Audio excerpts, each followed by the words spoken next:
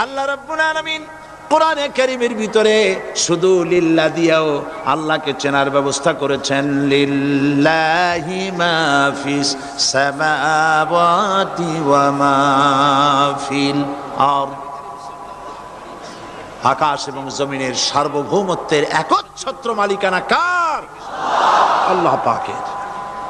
এখন লিল্লাহ থেকে একটা লাম ছেড়ে দেন, কি থাকবে? লাহু। এই লাহু দিয়েও আল্লাহর পরিচয় পাওয়া যাবে, যাবে না?